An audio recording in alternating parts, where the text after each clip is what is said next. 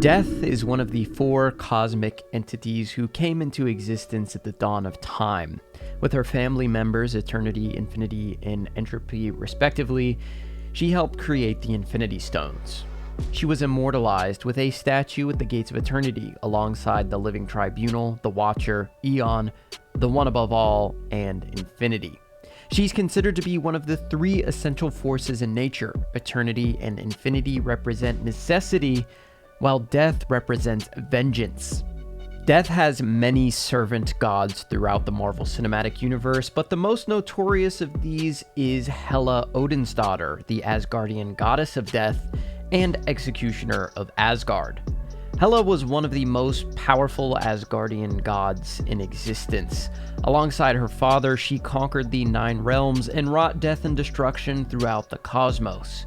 Odin was the only being who could stop her from conquering the entire universe, so he sealed her away in Hell. However, after her father's death, she was able to escape and put her plans into motion yet again. Hela was so powerful that not even the combined might of Loki, Valkyrie, Thor, and the Incredible Hulk could hope to stand against her, and that was before she even reached full power. At this time, both Hulk and Thor were at their strongest. Hulk had been battling powerful enemies on Sakaar for years, and Thor just unlocked his lightning cloak, finally embracing his role as the god of thunder. These two at this time would be pumping out over 100 teratons with their strikes, giving them country-destroying power. However, even their combined might could not stand against Hela. Hela's power, if left unchecked, would scale infinitely, giving her godlike power beyond comprehension. But Hela is simply a servant of death, not death herself. So of course, death would be far and away more powerful than the gods of the various pantheons who serve her. Having helped create the Infinity Stones, you could honestly think of death as a living Infinity Gauntlet. Her raw power would exceed the Power Stone, which could amplify the powers of Celestials, beings who created stars in their day-to-day activities, and when they were born, they completely destroyed entire planets. The Power Stone also enhanced the capabilities of the other stones when Thanos used them to destroy half of the life within the universe, and of course, could have torn the universe down to its atoms to rebuild it. She has the inherent ability to manipulate reality, space, and time as well. I would consider death to have a causality, which simply put is the ability to act unrestrained by conventional cause and effect. She exists simultaneously at all points throughout time. Everywhere there is death within the infinite universe. With these powers, you can see how she could imbue the Infinity Stones with reality, time, and space-altering abilities as well. But that's not all. Death also embodies decay and can possess the soul of a living being. So she truly does have the entire power set of the completed Infinity Gauntlet. More raw power than the Power Stone itself.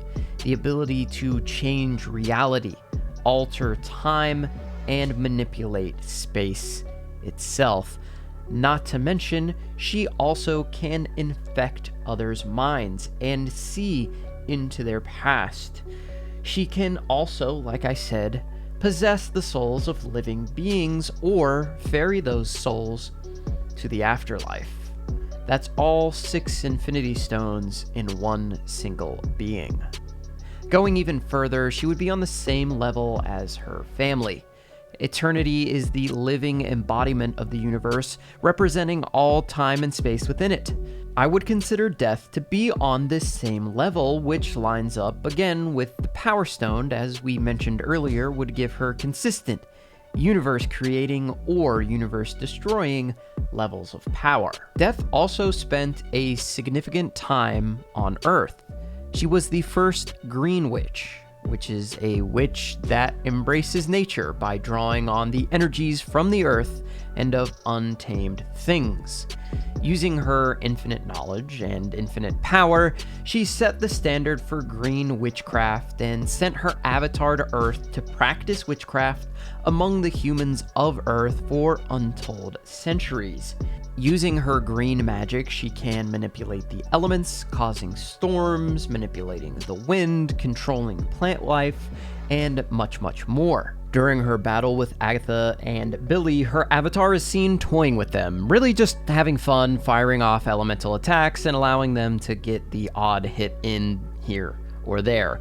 But Agatha eventually comes to her senses and tells Billy that they simply cannot fight death, which ends up being true. It's futile.